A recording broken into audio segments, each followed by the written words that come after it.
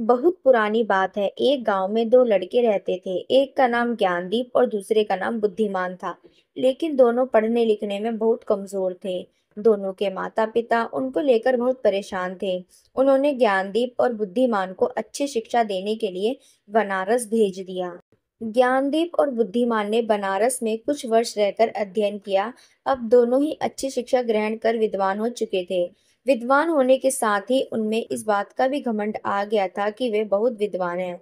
हर जगह दोनों ही अपने को अधिक श्रेष्ठ और दूसरे को नीचा दिखलाने का प्रयत्न करते थे।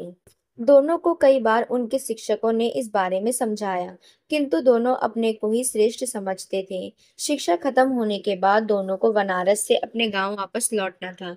रास्ता बहुत लंबा था। चलते चलते उन्हें रात हो गई और उन्होंने एक गांव में अपना डेरा डाला। गांव के जमींदार को पता चला कि उनके गांव में बनारस के विद्वान आए हुए हैं। जमींदार साहब ने दोनों विद्वानों को रात्रि विश्राम और भोजन के लिए अपने घर आमंत्रित किया। ज्ञानदीप और बुद्धिमान दोनों जमींदार के घर आ गए। जमींदार ने दोनों के रुकने की अलग अलग व्यवस्था की और स्वादिष्ट पकवान बनवाए। जमींदार पहले ज्ञानदीप के पास गया और हालचाल जाना।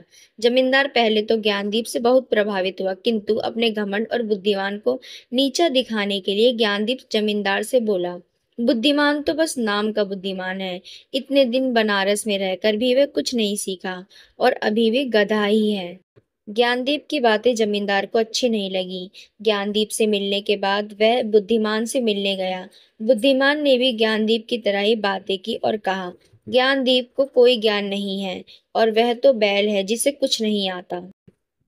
जमींदार दोनों से बहुत निराश हुआ और कुछ देर पश्चात उसने ज्ञानदीप और बुद्धिमान को भोजन के लिए बुलाया। दोनों भोजन के लिए आए और जब दोनों को थालियां परोसी गई तो थाली में घास और भूसा था।